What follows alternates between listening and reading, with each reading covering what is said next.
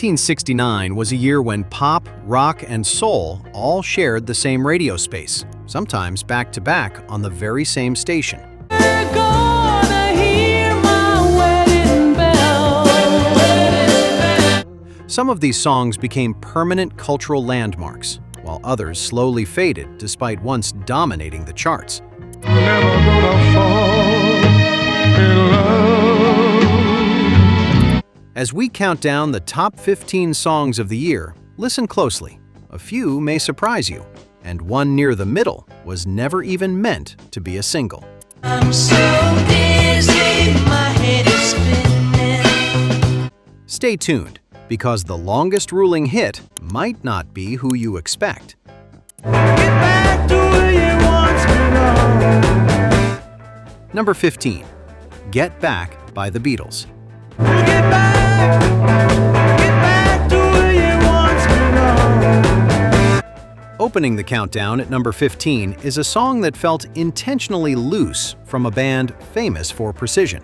You left his home in Tucson, Arizona, for some California grass. Released during a turbulent stretch for the Beatles, this back-to-basics rocker rejected studio polish in favor of a raw, almost live sound. Georgia was a man who thought he was a loner, but he knew he couldn't last. It was designed to feel spontaneous, yet it surged straight to the top of the weekly charts. Behind the scenes, tensions were high, but the performance sounds confident and unified. I thought she was a woman, but she was another man. It was a reminder that even as the group neared the end, their musical chemistry still commanded attention. They're gonna hear my wedding bell. Number 14, Wedding Bell Blues by the Fifth Dimension. I was on your side, Bill, when you were loose. Written by Laura Nyro, this song tells a simple but relatable story. I love you so, I always will. One that listeners instantly connected with. The Fifth Dimension transformed it into a bright, radio-friendly hit I'd never scheme or lie, Bill. There's been no fooling. during a time when rock music was growing heavier and more experimental. Its cheerful arrangement disguised a subtle emotional ache, giving it depth beneath the charm. Was the one who came running when you were lonely. The track proved that clever storytelling and strong vocals could still thrive on the charts, even as popular music was rapidly changing direction. Come on, come on, come on, come on, now touch me, babe. Number 13, Touch Me by The Doors. Touch me, babe. Can't you see that I am not afraid? Coming in at number 13 is one of the most unexpected mainstream successes of the year. With horns, strings, and a polished arrangement, this song pushed The Doors closer to pop radio than ever before. Can't you see that I am not afraid? Still, the tension and swagger that defined the band remained fully intact. It became their highest charting single, even as controversy followed them off stage. I'm gonna love you. Some longtime fans debated the shift, but listeners embraced it. Till the heaven stops the rain. The result was a rare moment when experimental rock attitude and commercial appeal collided perfectly. Distant as a Milky Way. Number 12, My Cherie Amour by Stevie Wonder. I said, Amour, così lontana come stai. At number 12, a young Stevie Wonder delivered a performance that felt effortlessly timeless. What it's for? I wish that you were mine. Although recorded earlier, the song finally found its moment in 1969, helping Stevie transition from child prodigy to mature soul artist. Pretty little one that I adore. Its smooth melody and gentle romantic tone made it a favorite across both pop and R&B stations. In a year filled with loud statements and social unrest,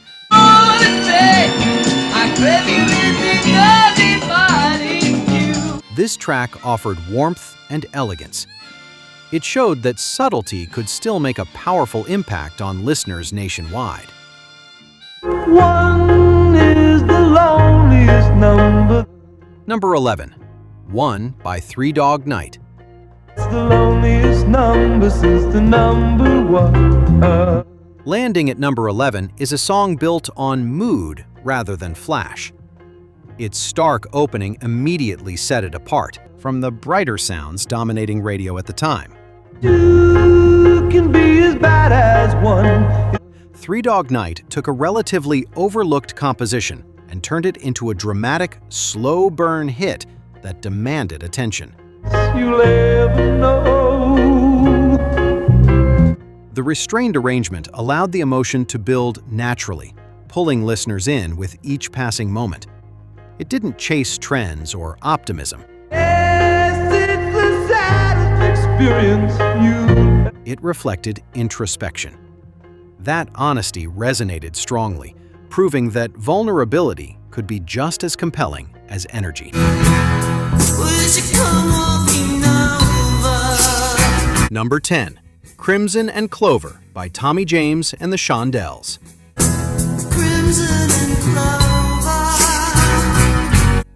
Cracking the top 10 at number 10 is a song that sounded unlike almost anything else on the radio. Built on pulsing guitars and a hypnotic, dreamlike atmosphere,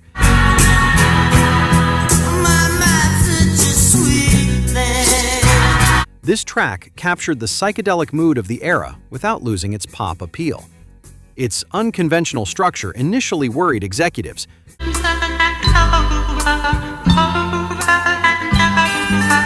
but listener reaction changed everything.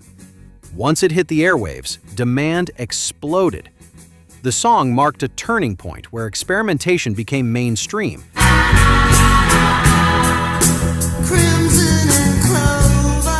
Proving audiences were ready for something bold, immersive, and emotionally charged as the decade reached its close. Why do you build me up? Buttercup, baby, just to let me down. Number 9, Build Me Up Buttercup by The Foundations.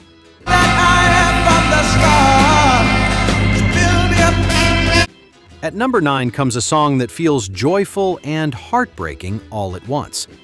With hand claps, brass, and an irresistible groove, this pop soul hit became an instant sing-along. Beneath the upbeat surface, however, was a familiar story of emotional push and pull that listeners immediately recognized. I love you still, I need you, more than anyone, darling. The Foundations delivered a sound that crossed borders and genres, helping the song thrive on both pop and soul stations. It's one of those records that feels permanently embedded in memory, even if people forget just how massive it once was. I'm never gonna fall in love. Number 8, I'll Never Fall in Love Again by Tom Jones. Never gonna fall in love. Sitting at number 8 is a performance only Tom Jones could deliver. Written for a stage production, It looks like this song escaped the theater and took over radio thanks to its blend of humor, heartbreak, and dramatic flair. Jones leaned fully into the song's emotional swings, you treated me so wrong. I can't take anymore. sounding confident and self-aware all at once. At a time when subtlety often ruled the charts, this bold vocal stood out immediately. All those things I heard about you. It proved that a powerful voice and strong personality could still stop listeners cold, no matter how crowded the musical landscape became. Them summer days Those summer days. Number 7. Hot Fun in the Summertime by Sly and the Family Stone. Hot fun in the summertime. At number 7, the countdown takes a relaxed, sun-soaked turn. This easygoing groove perfectly captured the feeling of school being out and worries fading into the background. End of the spring, and here she comes back. Sly and the Family Stone blended soul, pop, and early funk so smoothly But I have most of my fun back. that the song felt effortless, even though it was quietly groundbreaking. Unlike some of their more pointed messages, Summer days, those summer days. this track simply invited listeners to enjoy the moment. Its warmth and simplicity made it a seasonal favorite, and its vibe still feels timeless decades later. I'm so dizzy, my head is spinning. Number 6. Dizzy by Tommy Rowe. I'm making it spin. You're making me dizzy. Here at number 6 is the song teased earlier, the one that was never meant to be a major statement. And then I saw you, girl. I knew that I just had to make you mine. Built around a spinning rhythm and pure pop momentum, this track sounded deceptively simple. Some were unsure how it would land, But it's so hard to talk to you with fellas hanging around you all the time. but once it caught on, it became unstoppable. The dizzying feeling wasn't just in the title, it described how quickly the song climbed and how firmly it held on. I want you for my sweet pet, but you keep playing hard to get. In a year filled with weighty themes, this hit proved that uncomplicated joy could still conquer the charts. Everyday people. Number 5. Everyday People by Sly and the Family Stone. Breaking into the top 5 at number 5 is a song that quietly reshaped popular music. Built on a relaxed groove and an open, welcoming tone,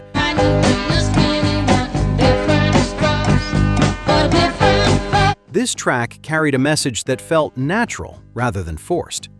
Sly and the Family Stone reflected the diversity and tension of the world outside the studio, Sometimes I'm right, and I can be wrong. blending voices and styles into something unified. The song crossed genre lines effortlessly, appealing to pop, soul, and rock audiences alike. There's no difference what group I'm in. Its simplicity made it approachable, but its meaning gave it lasting power, a balance few songs manage to achieve. 'Cause I just can't seem to drink it off my mind. Number 4. Honky Tonk Women by the Rolling Stones. It's a honky-tonk women. At number 4, the countdown gets gritty. This raw, blues-driven rocker announced that the Rolling Stones were leaning fully into swagger and attitude. She had to heave me right across her shoulder. From its instantly recognizable cowbell intro to its loose, driving groove, the song felt dangerous compared to much of what dominated radio. I met a gentle ballroom queen in Memphis. It stripped rock back to its essentials while still sounding massive. The track became one of the band's defining hits, She tried to take me upstairs for a ride. proving rebellion could still thrive in the mainstream. As powerful as it was, though, the top 3 were about to take the spotlight in very different ways. I just can't get next to you, baby. I can't get next to you. Number 3. I Can't Get Next to You by The Temptations. Can't get next to you. Can't get next to you, baby. Next to you. I just Landing at number 3 is a song that shattered expectations. Instead of a single lead voice, every member of the Temptations stepped forward, trading lines with urgent energy. The result was funkier, louder, and more restless than anything they had released before. Can turn the gray sky blue. I can make it rain. It reflected a band eager to evolve alongside the changing times. The song shot straight to the top of the weekly charts and proved reinvention was not only possible,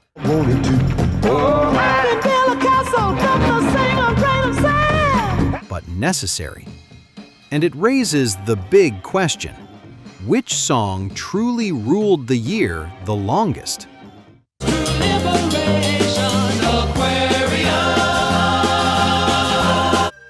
Number 2. Aquarius, Let the Sun Shine In by the Fifth Dimension.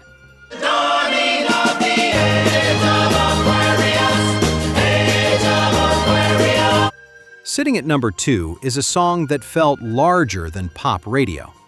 Adapted from a Broadway musical,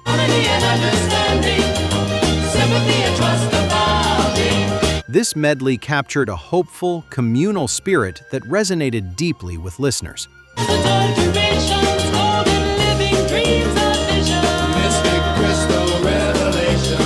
Its blend of cosmic optimism and polished harmonies made it impossible to ignore. DJs weren't sure how to categorize it at first, but audiences quickly embraced it.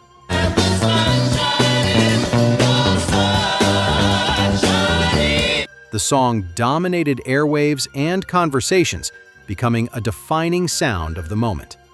Still, despite its cultural weight, it wasn't the track that held the top spot the longest. Honey, sugar, sugar. Number 1. Sugar, Sugar by the Archies. If it's true, sugar. Claiming number 1 is the most unexpected hit of 1969. Performed by a cartoon band and sung by studio musicians, I just can't believe the loveliness of loving you. this song was initially dismissed by several real-life artists. Once released, however, it became unstoppable. If it's true, I just can't believe the wonder of this feeling too. Its clean production and irresistible melody kept it at the top for 4 weeks, making it the biggest song of the year. In a time of experimentation and upheaval, You got me wanting you. pure pop won the day. It answered our earlier question. This was the song that truly ruled the charts. That was 1969, a year when bubblegum pop, hard rock, soul, and psychedelia all shared the spotlight. Which song instantly took you back? And which one surprised you the most? Let us know in the comments. And if you enjoyed the countdown, give it a like and subscribe for more classic music deep dives here on Retro Rewind. If I leave you tomorrow, when you're on the street, you got to be able to pick out the easy meat.